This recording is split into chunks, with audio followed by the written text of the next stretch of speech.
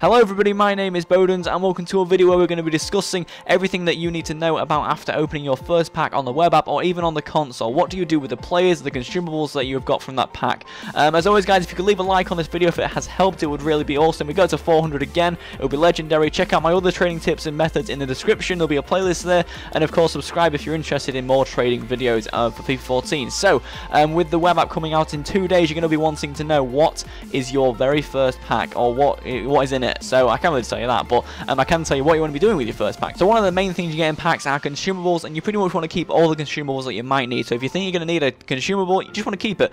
You can sell it at the release of the game for a higher price than at the web app, so that's pretty much fine. That's all you really need to do. That's all you really need to know about consumables. There isn't anything else to be said. However, for players, I've categorized them into pretty much about 5 categories of what you want to be doing with them. Do you want to be discarding? Do you want to be selling? Do you want to be keeping them and investing in them to wait until their price is the highest, and then you want to get rid of them? So first of all, we have a category. Now this is just something to mention before anything is started. Remember, if you're choosing to sell anyone, you want to be checking their prices before you're doing so. So if you want to sell a Ribery or anything like that, you just want to wait, or you want to look on the market and then sell them. Make sure you know the price of a player you're selling before you sell them, even if it's a bronze player, because you never know if they're going for 1,000 coins or 200 coins. So just make sure to check before you sell them. Also, if you're looking to discard anybody, make sure to at least try and sell them once. I always try this on the web app. Just make sure to try and sell them once. If they don't sell and you are a bit bored of seeing them in your club, then you can go and discard them then and get the coins for them. Even bronzes though, you don't get many coins for them, so I mean maybe trying to sell at least one of them is worth it, because 200 coins is better than 20 coins you get for discarding them, so make sure to remember that as well.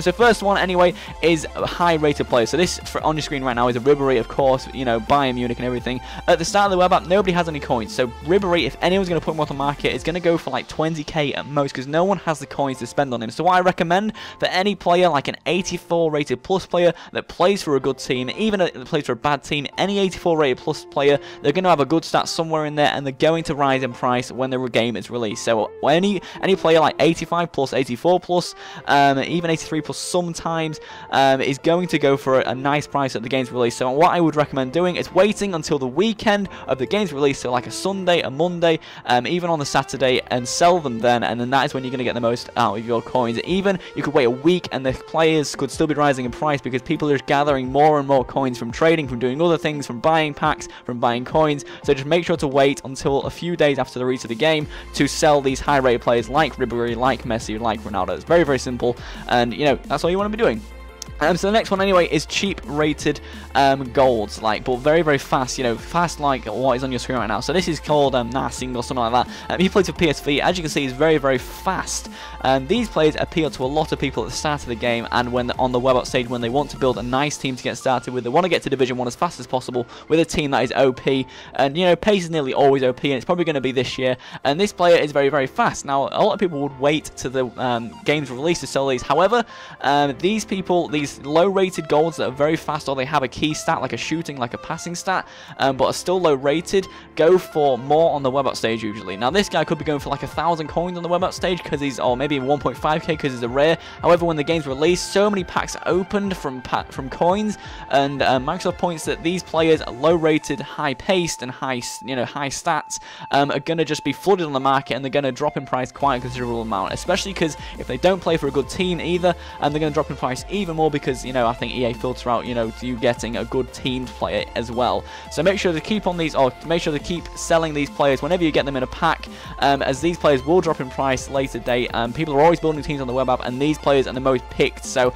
you know, high-paced players all the time are looking to sell. So the next category is for the BPL players, and this pretty much accounts for almost any BPL player. BPL golds are just generally a good place to trade in, and as always, these people in the top half of the table. So for instance, SEN on your screen right now plays for Chelsea. You know, his stats are amazing. However, he will probably rise in price and keep on rising up until the weekend and drop again off in price, mainly because people are looking to buy people from their favourite team. So if somebody supports Chelsea, they want a full Chelsea team, they're going to spend so many coins for just a pretty poor team. However, doesn't matter what player you are looking at, you could get Azpilicueta at the right back. Not very good this year. However, he could go for quite a bit because he plays for Chelsea. That's pretty much it. Any top half table Prem team is going to go for quite a bit. It kind of even relates to other leagues as well. Even Milan players and stuff like that can go for quite a bit near the release of the game, because people are looking to build from their favourite teams. So, you know, Milan, Barcelona, PSG, teams like that can go for quite a bit, even if the players aren't that good who are looking in there. So the next category includes players like this guy on your screen right now. As you can see, he plays in the Serie A league. He is Italian, however,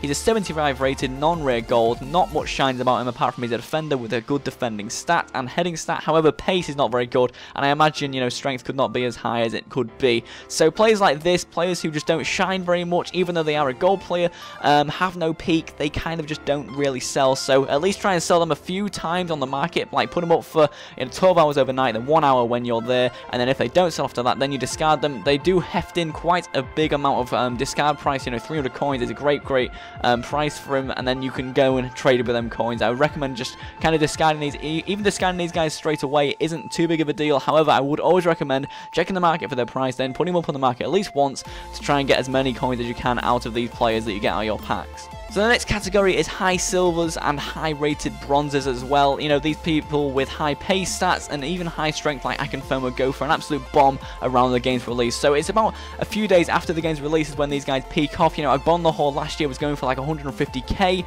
at the game's release, and you know, at the start of the web app, people were picking him up for 1,000 coins because people were putting him up stupidly, and no one had the coins to spend as much as they would like to spend on them. I imagine a lot of people would always look on these cards and think, oh, I'd love to spend that money, and then they go for like just a little bit more than you can afford. So make sure to keep hold of these players. If you ever get them in packs, if you ever invest in them, make sure to sell them a few days after the game's release, as that will be their peak point. They are an absolute fantastic investment to make if you can pick them up cheap. And on to the last category of players, and this is bronzes and silvers that are low rated, that don't shine in any way. They don't play for good clubs, they're just kind of ordinary players, and these guys are players that you want to at least try and sell once. If they don't sell, then you're just going to have to discard them and get the coins for them. However, as I said, bronzes don't go for much, so I would recommend trying to sell them at least, you know, twice. Just be patient. If they don't sell, then discard them. Use the coins to try and trade and get the best start possible. And that is it pretty much for this video. I hope it has helped in any way. I hope you're watching this after you've just opened your first pack and you don't know what to do, so I hope it has helped. If it has, leave a like, subscribe if you're new around here, and I will see you all guys next time. Thank you very much for watching.